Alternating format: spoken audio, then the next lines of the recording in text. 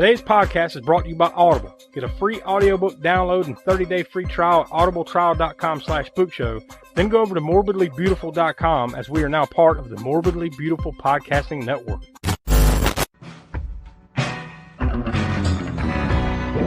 alive!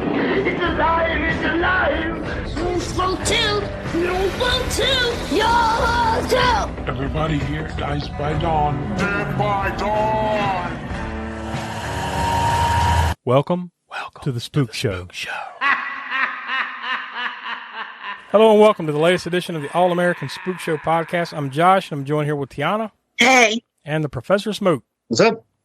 Donnie couldn't be with us, and neither could Will. And Will is the twist of knife irony because he picked this movie, and he could not be with us. He actually gave it an effort, but all of our schedules couldn't match up quite right for him to be here. So, unfortunately, he's not here. But I think he, we'll get into it. I think he picked a decent one here. At least it's something that I don't think, just like last week when we talked about the latest cannon fodder, Armor of God, I hadn't seen this. Had either of you seen this movie before this? No. This is one kind of like House of Wax, but not necessarily for the same reasons. I mean, okay. House of Wax, back then I rented it and just couldn't even, I watched some of it and I couldn't even get through it. And then I took it back to the video store and then finally had to watch it when we did it on whichever episode that was we did. Yeah. Well, this one back in 2007 or 2008, whenever it came out on video, I rented it. Same thing, watched it, but it was late at night or something. I guess I fell asleep. I don't know how far I got into it. And then never did, get back around to watch it, took it back to the video store. And then again, here we are finally finishing it, however many years later that is from. So you might as well say this is the first 18, time. 19 years later. Yeah. But we're talking about Severance from 2006. It's a British horror comedy, right? Or comedy horror, however you want to phrase it. Even on the one of the posters that I saw, it says, it was somebody's quote, but it says, gory, funny, scary, a horror comedy for fans of Shaun of the Dead and American Werewolf in London. I don't know if those are direct comparisons, but you can see it, right? There's a little bit there. There's definitely, I wouldn't say it's a laugh a minute, roll around the floor laughing, but there's some funny stuff here, right? Yeah. You get a good mix. But it makes it interesting nonetheless because it's one that really none of us have seen. So I'll give Will credit on that one. And hopefully we'll get his thoughts and Donnie's thoughts at some point or another for this. But before we, you hear our thoughts, ratings, and all that jazz, and the behind the scenes that we always do, I want to go ahead and throw out the usual information. We want you to visit aaspookshow.com. From there, you can listen to all of our past podcast archives. They're all there or can be easily found there. You can also go to our YouTube channel from there. And over on YouTube, every month, pretty much every week, we have new episodes of Grindhouse Gutter, Video Vortex, and Hammer Horror in Order. 3 very distinct different series, but they're like more short-form video looks at specific genre movies, B-movies, VHS rental-type movies, and Hammer Films stuff. So you go watch any of that stuff, and you'll get the gist of what's going on there. Those are a lot of fun every month. And we also encourage you to become a patron over at patreon.com/AASpookShow. Every little bit that if you become a patron, you get a lot of bonus content, but every little bit can help the gears turning and greased here on the Spook Show. So we would encourage you, if you've ever enjoyed the show, please throw us a couple bucks over on our Patreon and help us out, right? We're going to have, one of these days, we need to have a 24-hour telethon of please help the Spook Show exist. We can bring on guests. For just $20,000 a month. I mean, no, frankly, we're cheaper than that because one of the levels over there, $1,000 a month, wherever you are, we'll just say in the continental United States. We'll throw in that caveat.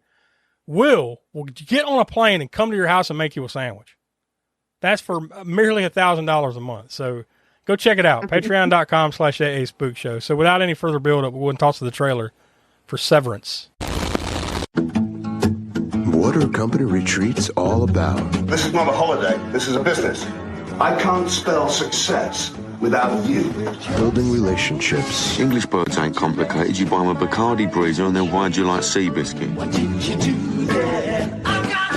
Working out issues. When your head's chopped off, your brain can think for like 2 to 3 minutes. Should I make some tea? Stop! Stop it! Guys! That is really dangerous! Unexpected perks. I've been waiting for you, Richard. Really? Okay, everybody, prepare to smile. Survival. Someone in the woods. We need to get out of here. I need help. That hurts!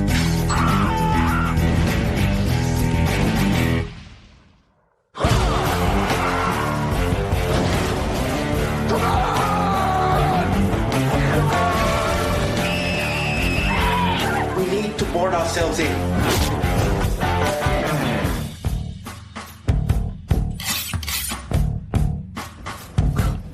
I'd hate to be accused of not killing him when I had the chance.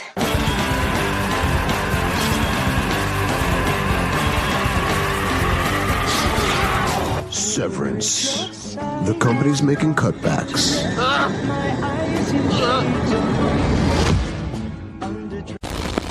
All right, there you go. That's the trailer for that. So, like I said, off the top, this is the first time I've seen it. Pretty much the first time for you, Smoke. First time for Tiana. So, this should be interesting. It's always good to get something that we don't really have a lot of experience with, right? This movie was released. Oh, I lost the damn date. Where'd it go? Okay, it was released in the UK and Ireland August 25th of 2006. It did open, the weekend. It finally got a release in just a handful of theaters, literally like just a couple theaters here in the United States. So it got a very small run.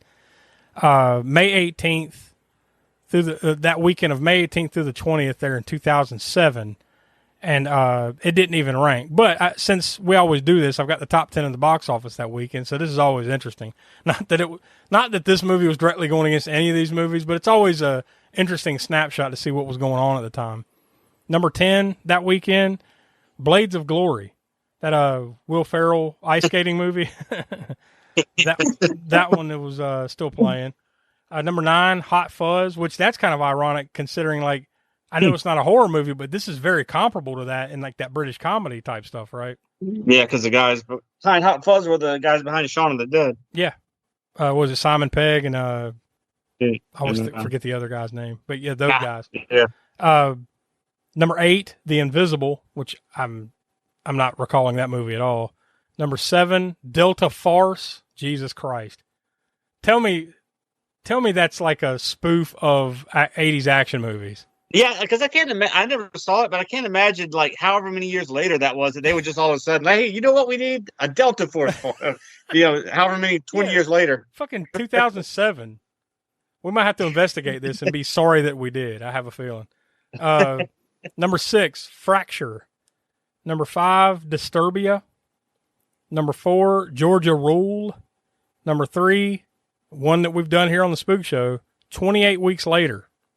That was in its second week when this movie came out. Number 2, in its third week, kicking ass and taking names, Spider-Man 3, which, obviously was kind of the lesser of that trilogy, but still made a ton of dough. And number 1, really whooping some ass.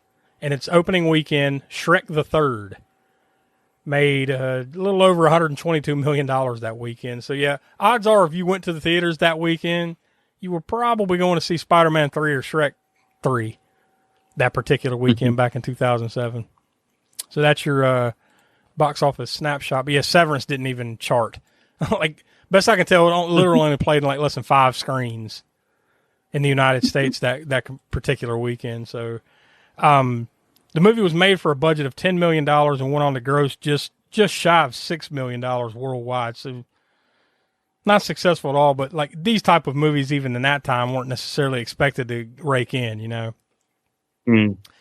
Tons of production companies on this one. We've got QWERTY Films, the UK Film Council, Isle of Man Film, N1 European Film, Productions GmbH & Co., KG Dan Films, Hanway Films, Wild Gaze Films. So a lot of companies had their fucking fingers in this pie, son.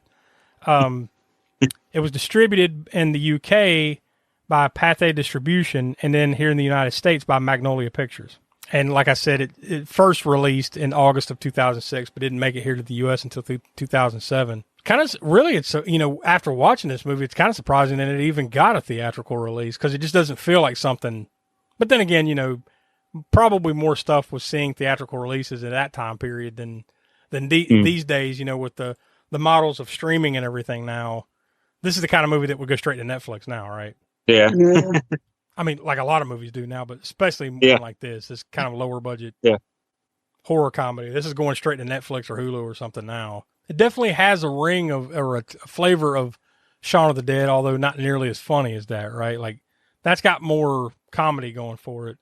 This felt to me more like a fairly straightforward horror movie with comedy in it, as opposed to comedy first, then horror, like Shaun of the Dead, right? Yeah. Maybe that was just my read of it, but that's kind of the way I felt. I'd agree with it.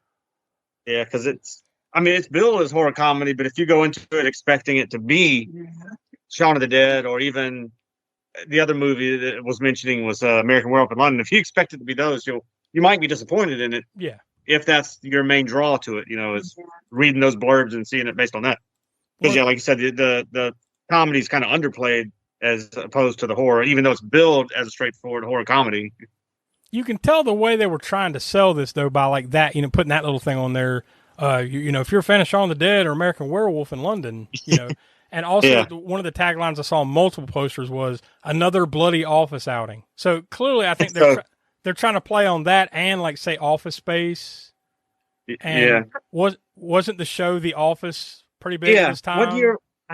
I think so. I don't remember exactly what year that started. Well, I mean, if you're talking about we're talking about the British version. This being a British film, it could be the British Office that they were talking about. Yep. Because I don't remember when the American one started up exactly. Best I can tell, it looks like the British version was 2001, then the American version was 2005. So it was definitely a thing. Okay. So, it's right there. When they were making this, yep. So is when that was hitting. So it's clearly the way they were marketing and angling here was playing off of that movie Office Space, playing on The Office, which was highly successful over in, the UK, and then the American version here, right? So this is definitely a thing at this point. So it's obvious. Even the posters, like, it's actually one of the posters is always pretty cool. It's just a dude in a suit, like looking at his watch, but his head's gone. So it's kind of reminiscent of like, Steve Carell's character from The Office, except, headless, obviously, but just the way he's dressed and everything. It looks, you could see it if you just glance at the poster, It was directed by Christopher Smith, written by James Moran and Smith himself, and it stars Danny Dyer as Steve. You've got Laura Harris as Maggie. And you've got Tim McInerney as Richard. He's the boss. Not a lot of like recognizable faces, a couple of people you've probably seen in other stuff, but like nobody that's going to scream out like, holy shit, it's him, other than maybe randomly the guy that is like, kind of pops up towards the end, George. That was David Gilliam. And he was in Dirty Harry, John and Yoko, A Love Story, a couple other random things. So like he might be somewhat of a recognizable face, but for the most part, that's about it. Those top three names, Danny Dyer, Laura Harris, and Tim McInerney, you might have seen in other stuff. So, but overall, I think the cast does a, fairly good job. Good evening, ladies and gentlemen. The management of this drive-in theater is happy to announce you can enjoy your favorite form of movie entertainment regardless of rain. No longer will it be necessary to let rain spoil your fun. Now you can keep your windshield clear and dry with a drizzle guard. Simply attach it to your windshield, and in a jiffy, you're enjoying the movie without constantly running your windshield wipers. For you, the listeners of the All-American Spook Show podcast, Audible is offering a free audiobook download with a free 30-day trial to give you the opportunity to check out their service. So I hopped on over to audible.com and I just typed in Severance to see what will pop up. And hey, what do you know? We got, let me see how many, 57 results that have something to do with like Severance in the title. So I'll just list off a couple of these. And obviously these probably have nothing to do whatsoever with this movie because it's not like it's based on a novel or anything like that. But you've got Severance, a novel by Ling Ma. That one is just under 10 hours long.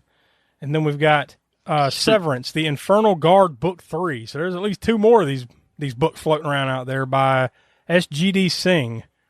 And that one is just under 8 hours long. So if you're in a series, you got that one. And then we've got Severance by Chris Buchholz. That one is about 13 and a half hours long. So, yeah, obviously, this just proves that you can just go type in just about damn anything on Audible and you'll find something to check out there. So if you want to go get your free audiobook today, go to audibletrial.com/spookshow. Again, that's audibletrial.com/spookshow for your free audiobook. So now I'm going to hop back over to imdb.com and click on plot summaries to see if we got anything good. And a few short ones here, so I'll read them all. We got the usual one-sentence one. During a team-building retreat in the mountains, a group of sales representatives are hunted down one by one. Then this one was contributed by Tobias J. Barnard over there on IMDb.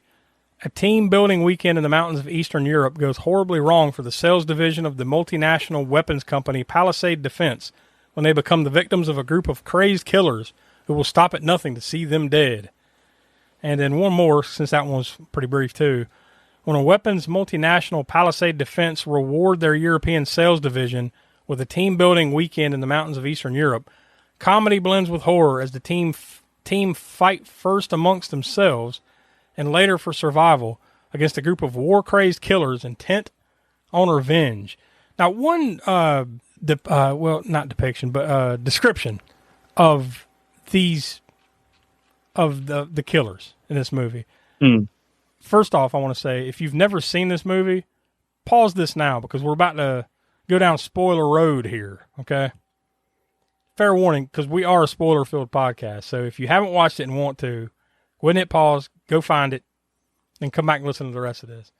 So, really, like, your big payoff is there, like, in the end, there's, like, this group of killers, right? It's not just one killer. Like, you're pretty much led to believe almost the entire movie is just one dude, right? And then eventually, it's a whole group. One description I saw somewhere was that they just called them a group of poachers. And that didn't sound right to me.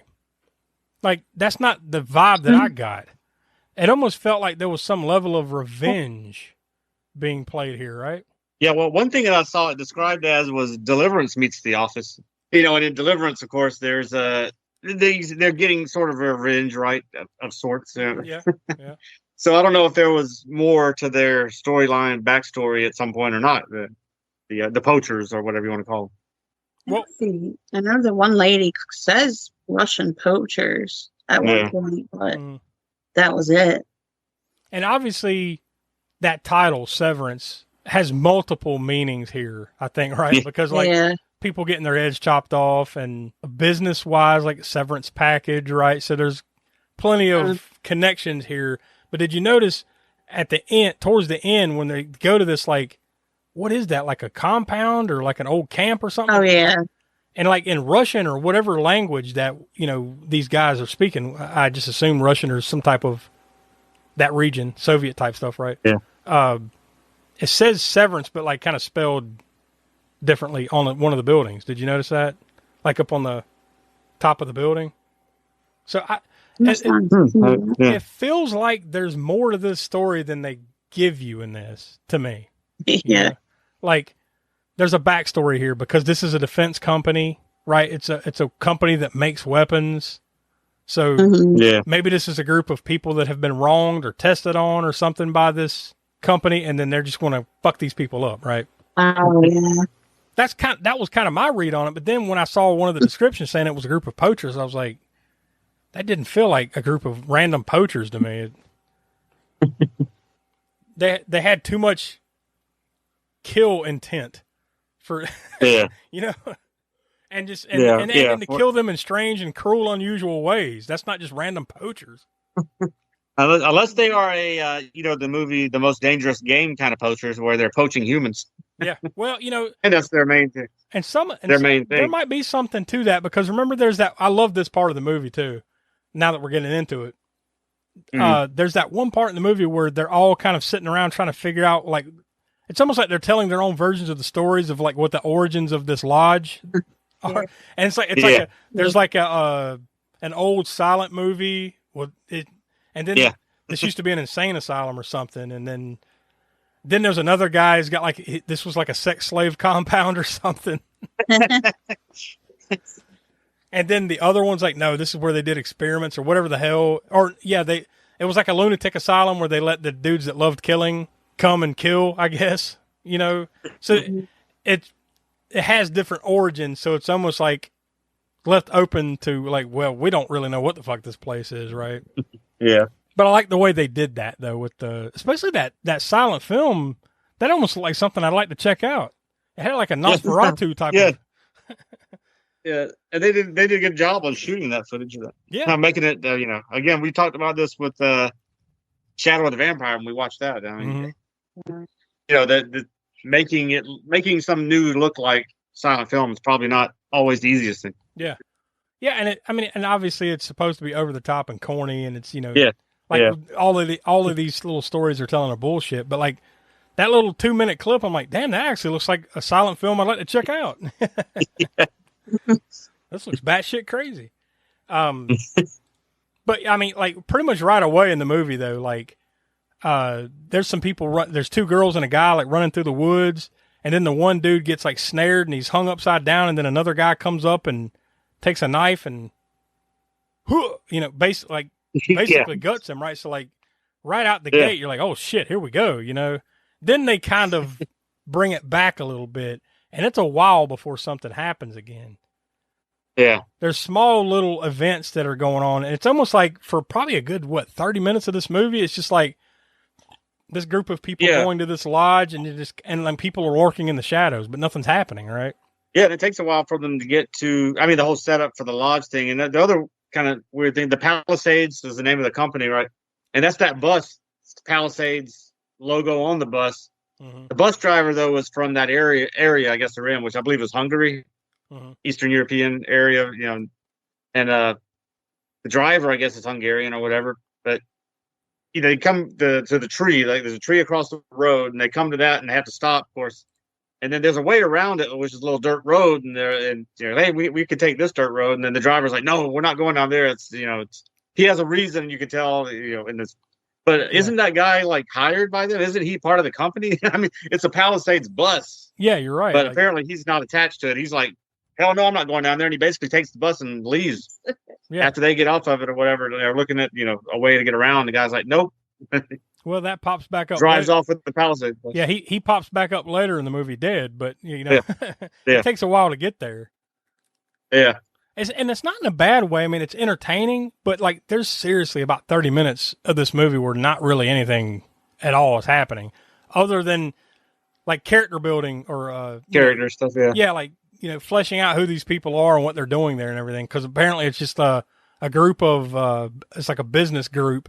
They go on this retreat for team building exercises. Mm-hmm. So they think they're going to this luxury resort out in the middle of nowhere, what turns out to be some dilapidated old shithouse building, that but that was hilarious though when you get towards the end and then they find the real lodge. Oh yeah. So basically they took a right instead of a left, and then maybe that would have saved their life. I don't know, I guess, but maybe that plays into that poachers thing. Like, if they'd have just took the left instead of the right or vice versa or whatever, maybe they would have been all right. But instead, they went down the other road and they ran into this group of people that, they shouldn't have been fucking with, right? Maybe that's the joke. Yeah, it's Chainsaw Massacre style. Yeah. This. Yeah. Or Deliverance style. A little bit of everything. Yeah. How'd you like the, the guy Gordon, who's kind of a nerd, the nerdy character, but the lovable nerd type character in the group? Yeah. With the diving board. That whole scene, like you're just waiting for the dude to fall in because he goes out to this rickety ass nasty pool and there's a diving board and he's just jumping up and down and it keeps cutting back and forth between him jumping and something else, him jumping and something else. Yeah. And then all of a sudden he just walks into the house and he's wet. So you know what happened, but you didn't get to see it. You don't even see it. Yeah. Oh man. There's a lot of that in this movie too with the bait and switch type stuff. And the jumping in shadows and like, a cat runs out, that kind of shit, like kind of like cheap jump scares. Cheap jump scare. Yeah. Kind of, there's a lot of that going on for a while. And even like there's weird dreams and hallucinations. I know some of that is explained with the one guy, Steve, taking mushrooms. So clearly he's just yeah. He's goofing on shrooms, right? So like he's seeing shit and all that, but there are other people like the boss, Richard, he has like a dream or something that's hallucinating. So did some other people take some shrooms or get past something, or was there something in his house? I don't. That was kind of a weird plot thread that either Was I there missed something in that food that the guy cooked? Oh yeah, I like that. The dude just randomly finds a pie and cooks it. Yeah. So maybe you're right. Maybe there was something in there, and that goofed him up. But he's like, who just finds a pie and cooks it? And what the fuck? There was a tooth in it. What kind of pie was that? Was it a? This might have been some Texas Chainsaw shit, Smoke. Yeah. It was like a damn meat human pie or something. That. What did he say? That could have. It was a Drayton Sawyer's chili, famous chili, from Texas Chainsaw 2. when he bit into the tooth and spit it out, it's obviously a tooth. But what did the one guy say it was? Like it could have been a broccoli floret or something. Whatever. He said something stupid. Yeah. What do you mean? What the fuck? That's clearly a tooth. There's gold fillings in it. It's got a filling in it. Oh yeah. Right there, I'm fucking out. Right, like they hung around a little bit longer after that, but no, like I randomly find a pie and it's got a tooth in it. All right, I've seen a lot of these movies. I'm heading out. When Steve was out in the woods and he's taking a piss. And then that looks down, like nobody notices it, but he's pissing on a body. Like, he's pissing right in the face of a body. Yeah, because I mean they just don't go anywhere else with that. You see it. I guess it's supposed to be like something's going to be fucked up or it's coming along, but they don't. I guess you never realized he was pissing on a face that was completely buried underground. It was just the chin sticking out. I guess. Yeah. But see, everything that we're just talking about and describing, that's literally like almost the first half of the movie. That's like the first 30 or 40 minutes of the movie right there. Before something fucked up finally happens in the scene where Gordon, they're having like a paintball competition. And they all shoot him with the paintball, like, haha, that's funny. And then he turns around and gets his leg stuck in a bear trap. Yeah. But there's still comedy to it, too, because dude gets his legs in a bear trap, and they're trying to pull it off, and they just keep... They pull snapping it. Yeah, he doesn't pull his leg out and snap, pull, snap. They do this like 4 or 5 times in a row, and it finally just chops the dude's fucking leg off. So basically, though, from that point forward, pedal to the metal, right? Like it's bloody. Oh, and yeah. Shit goes down from that point forward. Gordon gets his fucking leg chopped off. That they come pulling up because they went and found the bus, and that's where they found. I guess it really kind of starts right there because right before that, they find the bus driver that had taken off. He's like dead in the creek, and the bus is wrecked beside him. So then they get 2 of them get on the bus and come back. Gordon's now he's missing a leg, so now like all hell breaks loose. They go down the road and somebody throws some spikes out and it wrecks the bus. So they all got hurt. As one of the guys, Harris, he's laying there on the side of the road. Somebody comes up and chops his head off. Now that sounds horrible, and it is, but it's hilarious because earlier in the movie, Harris is talking about what Marie Antoinette or something being decapitated, and he says, and he says something about like that like your head gets chopped off. What does he say? Like your brain is still working for a couple minutes, and you're still aware of what's going on. Yes, yeah. We know this from the Street Trash episode. Yeah, that documentary, Street Trash. I forgot. Yes. Yeah.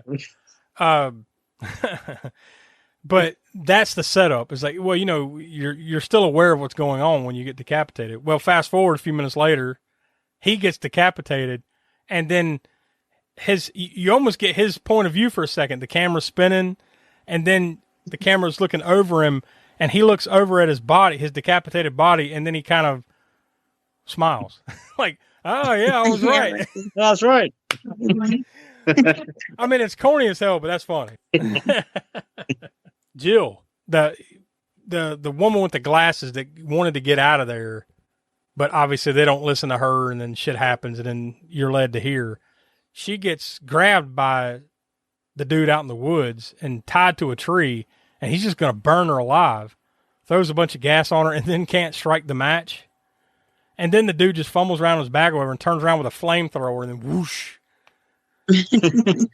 Pretty good, but like you'd like to have seen it happen, in the context of That if there is any criticism I have with this movie, it's like they didn't want to go that extra step to show. I mean, there's still some pretty good gore in some spots, but like the flamethrower thing and a couple other scenes, like they didn't want to go all in and show it, you know. So it's like, you know what's about to happen, and it happens, but you don't see it happen. So they take a step back, you know.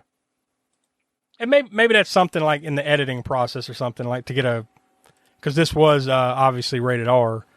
Maybe they would have had a hard time even getting an R if they hadn't have chopped the movie up or something. Who knows? Yeah. So Gordon, he's legless, and he's taking a beating. Like, I think he breaks his arm or something right in the bus accident. So this poor dude's like taking a beating, and Maggie and Steve are sitting there like smoking a cigarette and talking amongst themselves. One of the killer just walks in behind them and drags them away. As they're not even paying attention. Like, he's back there, like, because they gave him some ecstasy or something, right? Because he's in pain. Yeah. So, like, he's goofing over there on ecstasy. So another dude just comes in and just drags him away, and they're not even aware of it. That was pretty good. But then, like, whoever it was took him, and I guess he died, right? They just cut him up. Like, you didn't see any one thing in particular happen to him, but like some dude's got a knife or something and he's cutting them all to pieces and stuff, like cutting little pieces off of them and stuff. So I guess he just died from everything that happened to him, right? Or just blood loss, whatever the hell. So he's out. Billy, when they're all being chased around by the guy in the building, he gets shot in the chest, but it almost kind of happens without him being aware. Like, I guess they're being shot at and you don't see the moment where it happens. You just hear gunshots, and then he's helping Maggie. And then he looks down and he's got a hole in his chest, and then just falls over asleep dead, you know. But they go outside. Basically, you come down to Maggie and Steve are pretty much the last survivors of this group. They're being chased around, and they eventually corner the guy, and I think he runs them through with a machete or a knife or something like that. I think it's a machete, right? Yeah. Runs the dude through, and then she walks up with a shotgun and just pow right in the head. So he's dead. And like, you think like, well, there's your ending. Then they go outside and there's like 8 dudes standing there. So that's when you get the reveal, like, oh shit, this isn't one singular madman. This is like a whole group of crazy people that are after them. That's when they have the scene where they're running around outside, and then they find the real lodge that I mentioned earlier and the guy George. This is also where it comes full circle here in a second, because there's 2 call girls there in the house with George. Yeah. And then eventually they fall down into a hole. Now you come back to the very beginning of the movie where there's a guy and 2 girls running around and they fall down in the hole, right? But I love that reveal of it too, where like Steve gets stabbed and he's kind of out of it, sitting beside a tree. And then all of a sudden, like a line of clothing with a piece of wood on it comes flying up and like doesn't hit anything, gets drug away, comes back, doesn't hit anything, gets drug away. So then you're like, oh shit, that's from the beginning of the movie, right? Like, so now we've come full circle into from the very beginning to the end here of who those girls were. So it was 2 prostitutes and that guy that were in the house. But before you get to that scene though, the part with George and the grenade launcher, or what was that, a rocket launcher? The rocket launcher thing, yeah. I've been wanting to test this thing. And like, he points it and like all the bad guys are running toward him, and then it just goes straight up in the sky and finds a plane. And it targeted a plane or something. Randomly. Yeah. He probably By the way, that foreshadowing, that's, gonna play a part into the kill factor of this movie, or not play. How many people were on that plane, and did they all die? I'm assuming they did. So I'm going to assume who knows how big that plane was? That's the question. Richard, the boss, is kind of a prick, right? But like, his thing is eventually, the way he goes is eventually he steps on a landmine, and then he's just standing there with his foot on the landmine until a couple of bad guys are like crossing by him, and then he lets his foot off, and then boom, right? So you do get that at least, right? Oh, Maggie out in the woods with one of the guys, where she finally has like the final face off with one of the dudes, and she like hits him upside the head with a rock a few times. Then she goes over and picks up like a fucking mini boulder and just once again you see it and you hear it, but you don't see the head explosion thing, right? So they pump the brakes a little there, but that's pretty much the end of it. After that was when Steve stumbles upon the girls down in the hole And then, and wouldn't you know it, the horror saved the day. Yep. Literally saved the day in the end, because like the final bad guy, they've made it down to the final boss, so to speak, and then like they're about to get taken out, and then all of a sudden one of the prostitutes shows up with a shotgun and they take them out. And then they leave. So the horror saved the day in the end. So there you go. That's Severance. I mean, look, for something I'd never seen, I had a lot of fun with it. It's nowhere near as good as, something like Shaun of the Dead or some of these other ones that you can I can see where the comparison, where they're coming from with it, but I don't necessarily. I think they're different types of movies. Yeah, but in a good way. So I guess Tiana, we'll start with you. What's your final thoughts and your rating on this one? I enjoyed it for the gore and the little bit of comedy that did make me laugh. I feel like if I did see this right after it came out in 2006-07, that it probably would have been a lot more funnier to me than now, because I've seen a lot more horror comedies. I don't know what to give it. Probably just a 5. Or no, not a 5. Sorry. Wait, just a 5. We're 10. Yeah. Wow, that sounded like a glowing review for a lackluster description. Yeah. 5 is literally the best we can give here. Half of that. 2.5. 2.5. Yeah, that's what. Yeah. That sounds fair enough. Smoke, what do you say? Yeah, I mean, I kind of echo those sentiments. Like I said, I started watching this back in the day, but I mean, I didn't stop watching it because I didn't like it or anything. I just fell asleep and never got back to it. So unlike House of Wax, which I did, the remake, let's be clear, the remake of House of Wax, which I did start watching and didn't like and did take it back without finishing. Now this one, I think some of the humor hits and some of it's like, whatever. But I mean, it's there, and some of it, like the airplane that we just talked about was pretty hilarious. The rocket launcher airplane thing. That just comes out totally out of left field.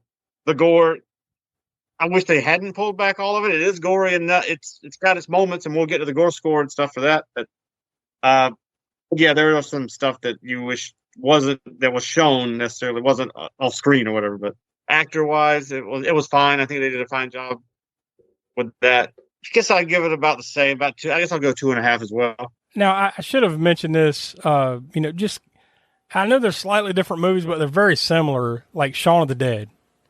For comparison's sake, you gave Tiana, you weren't on the show back then, so we don't have a rating for you on that. But Smoke, you gave that one. Well, you and I both gave that one 4 stars. So I think we agree that this isn't as good as that, right? Yeah, and I think that just comes down to the writing, of course, and just them as actors. I mean, just their style. Yeah. Simon Pegg and damn it, I wish I could think of his name. Nick Frost? Is that his name? What was it? Nick Frost? Is that his name? I said Snow. Yeah. Snow Frost, Hey, close enough. What are them cold names? Yeah. Like I said earlier too, that to me is more comedy with horror. This is more horror with comedy. If it's like that first, just reverse the order. Yeah. And for me personally, it's a very personal thing, sort of with Shaun of the Dead, because of it being somewhat of a parody. Well, not a parody, but it's playing off of Dawn of the Dead and zombies. And this was kind of before the inundation. Once Walking Dead came out, the whole market was flooded with zombie things. So you didn't. I forget exactly when did Shaun of the Dead come out? I forget, but oh god, Walking Dead wasn't out long, or maybe hadn't even come out yet. I can't remember now when that. Year-wise, those things started, but at any rate, the market wasn't completely flooded yet with zombie fare. So Shaun of the Dead hit me right in the right spot with for that time period. Shaun of the Dead came out in 2004, so this was 2 years before Severance. 2 years before Severance. Yeah. I agree. I mean, 2.5 is probably about right, and obviously, we still reserve being able to change that score once we hit the 6th anniversary show. So maybe if I have some time to think about it, I might go up or down. But for now, 2.5 feels about right. I enjoyed it. Is it something I would watch over and over again? No. I mean, I would definitely watch it again, but not repeated viewings. Maybe every once. Yeah. Maybe if I got a hankering for a kind of funny horror comedy or something 5 or 10 years from now, I might plug it back in. But I'm glad we checked it out, and I think it was worth checking out for sure. There's fun to be had. It's just not knock down, drag out fun, But good enough. It'll entertain you. And if you like that kind of thing, and I know that, and you kind of said it a little bit there, Smoke, it's kind of a divisive thing, horror comedy. Like, I'm sure there's a lot of people that don't like comedy in their horror. Yeah. Although, And then you got extreme end, which was street trash. Yeah. That's the extreme end of horror comedy, where it's like super like sick jokes and things going on. And some people will not get that. Some people, if you don't like, some people will be totally offended by that. Or the type of people that just don't like horror or comedy at all in their horror aren't going to like it. And then you get this one on the other end, which is sort of got some dark humor here and there sprinkled throughout it, but it's not full on slapstick or, I think it's still there. And I think a lot of horror has to have some element of not taking itself completely too serious, right? Because you got stuff like Chucky and you got stuff like Nightmare on Elm Street that doesn't. There's a lot of serious shit going on, but it doesn't take itself serious, So yeah, and I think that's what it is too. Some of the serious stuff going on, they kind of juxtapose that with the comedy. Yeah, it almost gives people viewing it a pressure release, I guess you could say. If you're watching these types of movies in the theater, and it's funny because even if you're watching a non-horror comedy in the theater, a lot of people release that stress and pressure of being scared. If the movie's scaring them by laughing, so you go to a movie and you're watching a totally serious horror scene and something messed up happens and you hear outbreaks, people kind of laughing, and it's sort of a release of stress for them, I guess. And I think people that add comedy elements into the horror kind of are giving people that sort of, release. Yeah, because so you can watch this totally messed up movie like Street Trash, for instance. All of a sudden there's somebody getting castrated and his penis is flying end over end. And you're like, you see that and you're like, turn the movie off because you're totally offended by it. Or like us, you just crack up and, have a good time. Roll around the floor laughing. This one definitely has more of the feel, like you said, of something where it's like, there's some heavy shit going on. So let's sprinkle in some comedy to kind of release some pressure, like a pressure cooker, Let's just release a little bit of the pressure here and then turn it back up, because there are some pretty serious moments here, like when the dude gets shot in the chest. It's like, damn, that's kind of a heartbreaking little tender moment, then stuff like that, then followed up by a dude getting his head chopped off and smiling about it, that's so it's weird. I know it sounds weird in description, but it works. It does work. Well, obviously Donnie hasn't been here, but he did take some time to record a little bit for his ratings and his thoughts. So I'll go ahead and play that now. All right. So Severance, for me, it kind of slogs through the first half of the movie at the point really where I just want everyone to die already. But when it finally picks up, it does so violently. I'm sure you guys, talked about the kill scenes, and it really does have some good kill scenes.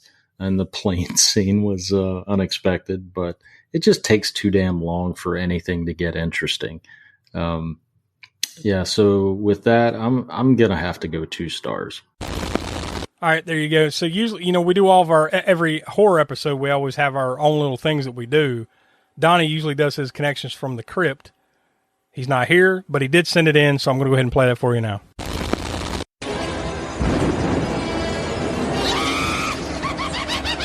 Connections from the crypt.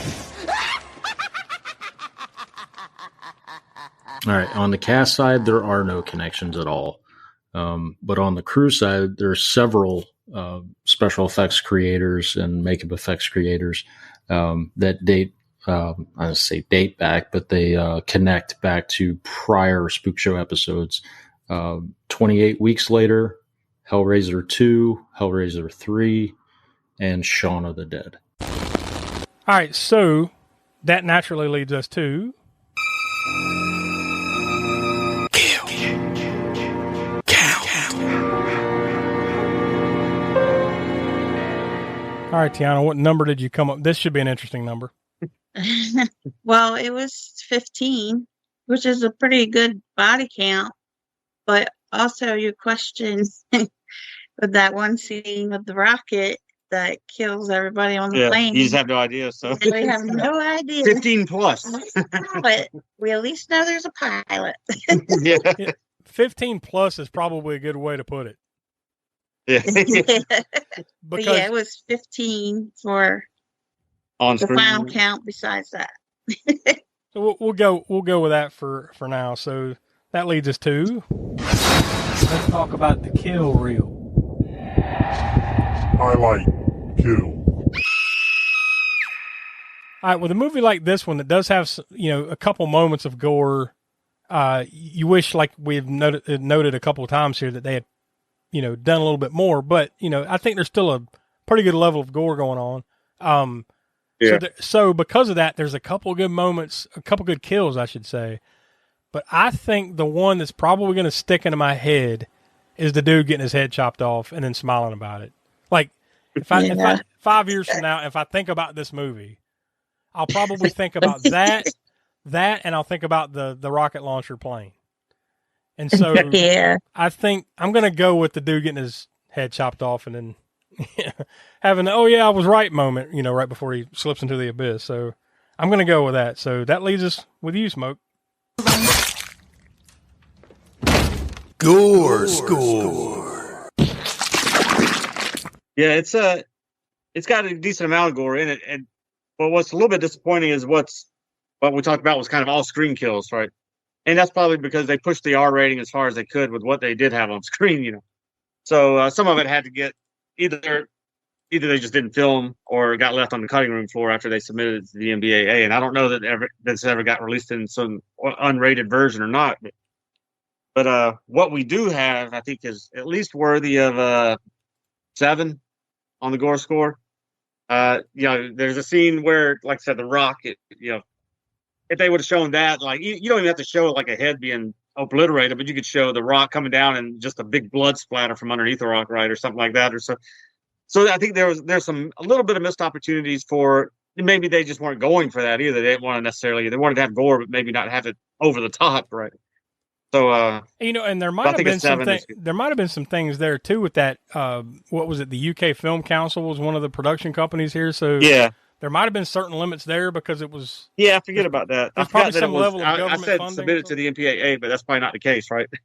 Well, it might have been because it's probably the British one. I mean, it did get on IMDb. It was rated R, so yeah, it did get at least a small theatrical run here, so it must have been submitted. But and who knows? I don't know what their the British Board of Film Censors, or if that's what they were called then or now or whatever, versus the MPAA, who's stricter. I know that they used to have, back in the 80s, right? You had the whole video nasties debacle in the UK that they were really strict, even stricter, I think, on horror movies there than they were in the US. Yeah.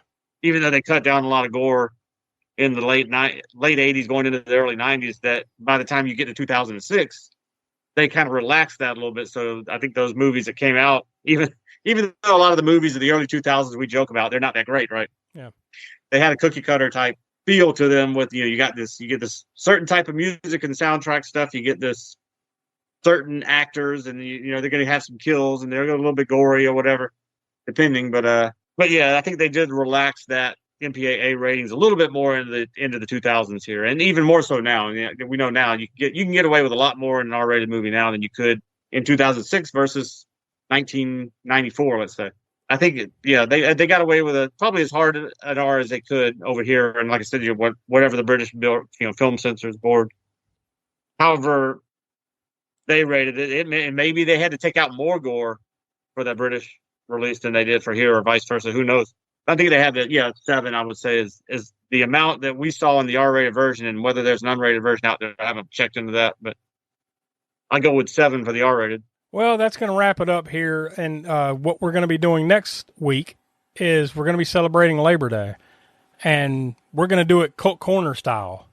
And so we all nominated something, and we spun the wheel, and it landed on Wet Hot American Summer from 2001, the romantic comedy, so to speak, kind of a throwback type of, it was 2001, but it was almost like an 80s comedy. Kind of a raunchy comedy type of movie with directed by David Wayne and with a crazy cast of Paul Rudd and those types of people that went on to bigger and better things years later. But this is a stacked cast in this movie. So we'll be diving deep into that. And that's probably a good bookend to the summer, right? On Labor Day, Wet Hot American Summer. We're wrapping it all up before we really get into spooky season proper after that, because we got lots of cool stuff big stuff lined up, big movies lined up. Pretty much every movie after that will be something crazy leading up to the Spookshow Awards and the 6th anniversary show at the end of October. So that'll kind of be the official end of summer and the beginning of the fall for us here on the Spook Show. So come back next week for that, and that'll pretty much wrap it up. So for Donnie, who couldn't be with us, and Will, of course, Tiana, Professor Smoke, I'm Josh. We are the All-American Spook Show, and we'll talk to you next week. Please replace the speaker on its rack when you're ready to leave. Failure to do so will damage both the speaker and your car. We'll be grateful, and so will the patrons who follow you.